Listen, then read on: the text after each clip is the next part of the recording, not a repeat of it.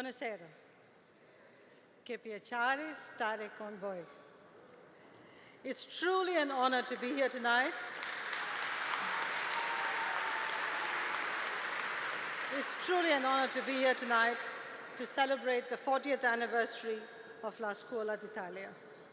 Congratulations on an incredible milestone. I have the distinct pleasure of calling today's honoree a friend and a colleague. As you probably know, Mauro Porcini is our Chief Design Officer at PepsiCo. And usually, when people hear that a food and beverage company has a Chief Design Officer, the first thing they want to know is why. What does design have to do with food? So let me just give you a little bit of history. Shortly after I became CEO in 2006, I had conversations with many other CEOs to pick their brains about this job. And one of the conversations I had was with Steve Jobs, the late Steve Jobs. Perhaps not surprisingly, Steve loves design. And one of the things he told me was that I have to focus on design at PepsiCo. And that design should not be an auxiliary function, it should be a main function. It should be core to the business. It's at the heart of the consumer experience. It's what allows us to craft experiences that are meaningful and relevant and resonate with people's aspirations.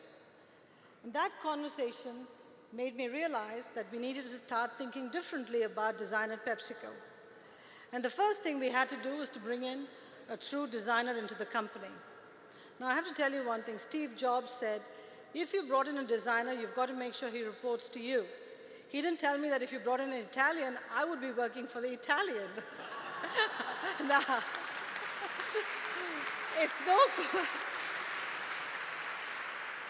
it's no coincidence that we chose an Italian. From Virgil and Horace, to Da Vinci and Michelangelo, to Fendi, to Prada, the great designers of today, Italy has again and again given the world the gift of creativity and imagination, beauty and elegance. And that's exactly what Mauro has brought to PepsiCo.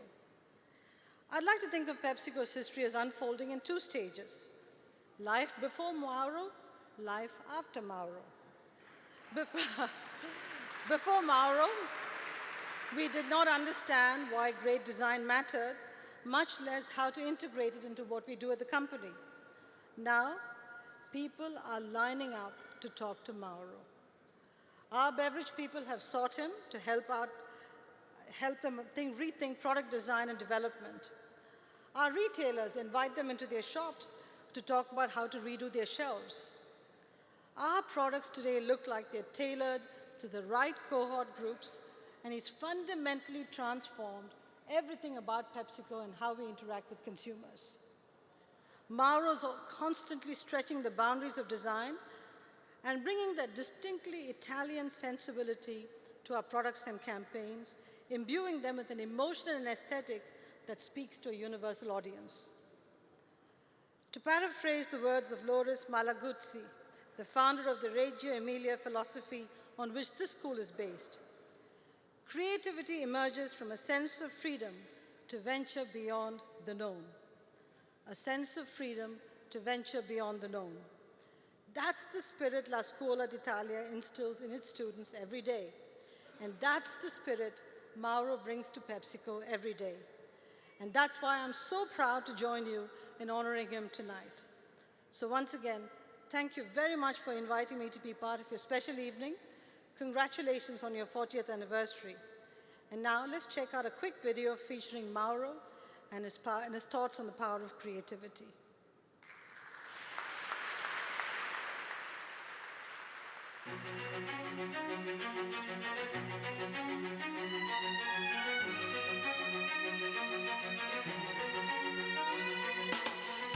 I was born in Gala, a little city close to Varese. I grew up in Varese and then I studied at Liceo Scientifico. At high school I had no clue really what I wanted to do. I had passions, but I didn't know how to translate those passions in a real job.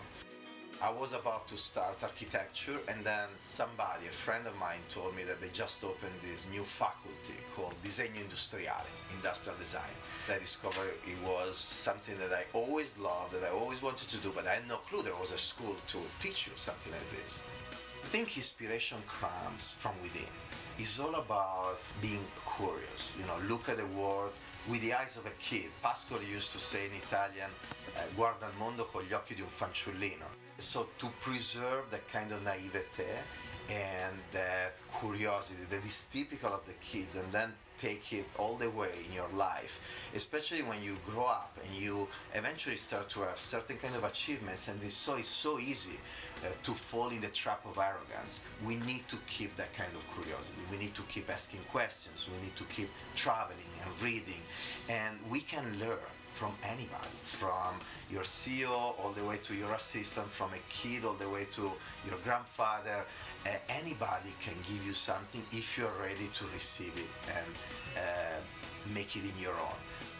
We live in a world where to have the ability of understanding different kind of cultures is so important. The students of La Scuola d'Italia are very lucky because they really live at the crossroad between the Italian culture and the American cultures, and that is really something that can help them opening up their mind. Enjoy diversity of gender, diversity of culture, diversity of ethnography, any kind of diversity. Something that I wish for you students is really the ability to preserve that kind of curiosity in all your life, because this is what it will help you growing as amazing people and as amazing professionals.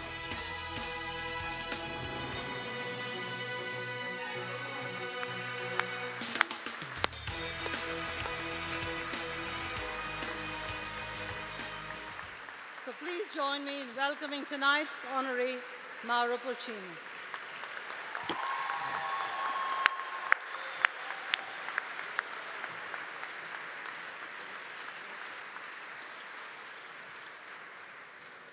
Wow. Well, first of all, thank you, La Scuola d'Italia, and everybody who put together this gala and decided to honor me tonight. Thank you, Indra, for being here tonight. This is very special. It's very special to me, and you're making this honor even more unique and special to me. And I want to thank also somebody at my table. His name is Brad Jackman. He's the president of Global Beverage.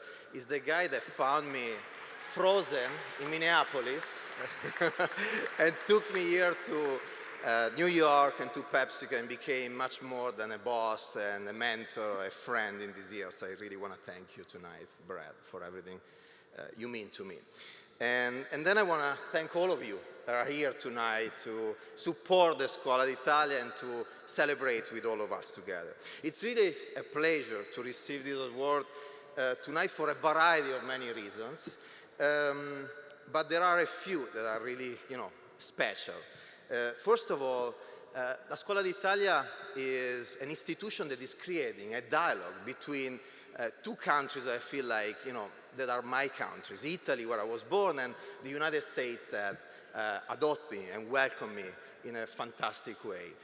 In a moment where in this hyper-accelerated, hyper-connected global world, I think we can really leverage the mix of these two different approaches to life and approaches to business and to culture. And this is what I've been trying to do in the past many years, working for American corporations, mixing that unique, visceral, intuitive, passionate approach to life and to business, typical of us Italians, with a more structured, organized, process-driven approach that is typical of the American culture. I think that if we really are able to leverage both sides, both strengths of the different cultures, we can do magic things both for the United States, for our country in Italy, and for the world in general. And the Scuola d'Italia can have a fantastic role in preparing our children to be ready for that kind of challenge and leverage the different aspects of the two cultures. And then I'm particularly pleased because this award is coming from a school So an institution that by definition is preparing the leaders of tomorrow, the CEOs, the CDOs, the CFOs, the entrepreneurs of tomorrow, but also the fathers and the mothers of tomorrow, and the human beings that will define what is ethical, what is sustainable, what is the acceptance to diversity, what is happiness in the world of tomorrow. So I don't know where the students are. They told me they're somewhere here. But you know, talking to you, you will play a very important role in the world of tomorrow. You may have a big role or a small role, but you will play a role. And you are starting today, you know, in these days, this journey that will bring you to define what is the role in this world. And you know, I am probably halfway in my journey. I'm 41. Hopefully, I am halfway. and you know, if I look back, I did many things that I'm very happy of, I'm very proud of, and I did many things that probably were mistakes. But were mistakes that were necessary, were very important to learn and to become a better version of myself. So tonight, if I look back and I think about the journey, you know, I've been thinking, what kind of message can I leave to these new generations? What would I say to my children? I don't have children yet, hopefully I will have them soon. What would I say to my children if I had 3 minutes to leave them a message in a letter? And a letter actually that I wrote about 5 years ago came up to my mind. It was written for the commencement speech at the University of Minnesota, and then I published it in the DMI review. It's called Love Letter to Design, and today I want to leave you with a short extract from this letter that is a long letter that I wrote. And it says like this: so my child, or my friends, or young generations here today, first of all, be curious. Be hungry, be the kid for life, be a student for life. Hunt the world for insights, for information, do it always. Hunt always for the new, for the different, for the exciting, for the unusual. And love diversity. Nurture yourself of diversity, never be afraid of diversity.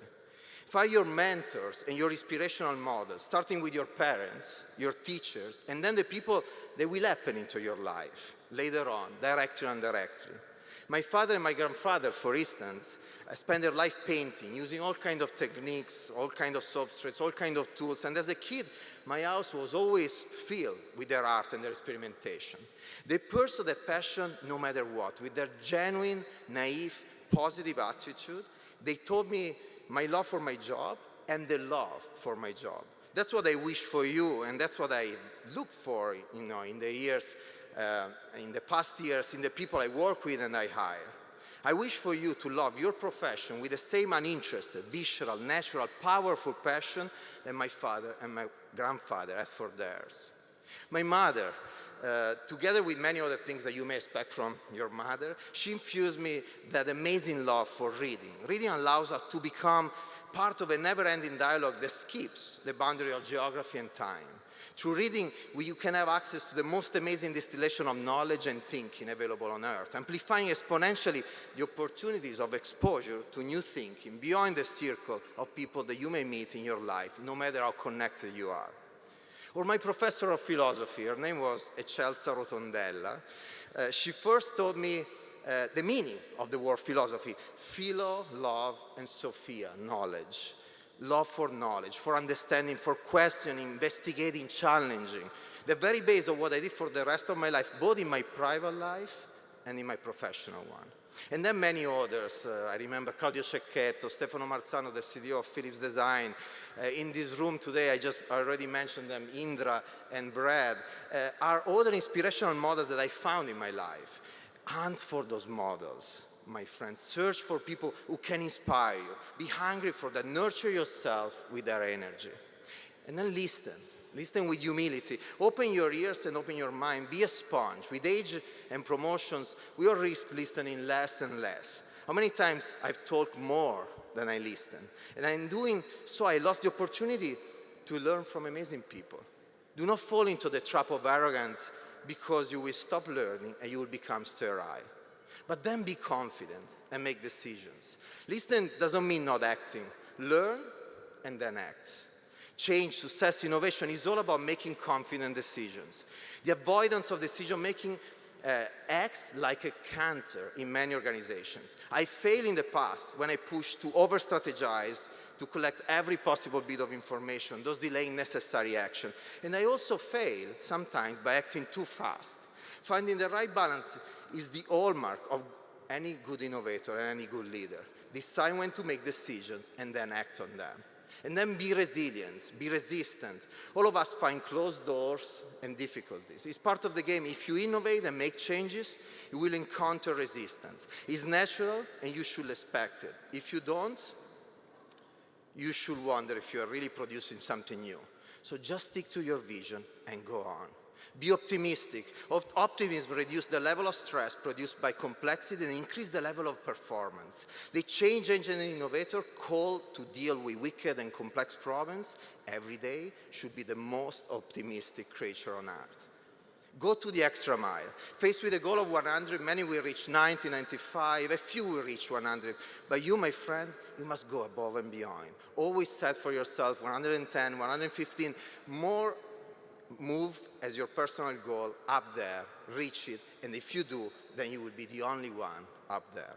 And finally, smile and have fun. Don't take yourself too serious. Life is a wonderful game we've been gifted with, and work should be just the same. Enjoy what you do and keep a smile on your lips. And by the way, the ability to face the world with a balanced dose of irony and fun is one of the highest proof of a brilliant mind. Finally, love. Love and love. Love 3 times. Love, first of all, everything you do and everything surrounds you. The people, the places, the experiences, the memories.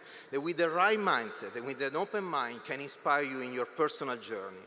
And people will feel the love and passion, and they will start to follow you and be inspired by you. Love the people you innovate for and we design for. In this way, we will make business and ourselves and our personal and professional projects more successful. We will also be able to shape a better society through our efforts. And finally, love yourself. Because each of us, each individual, is the most beautiful design project of this world.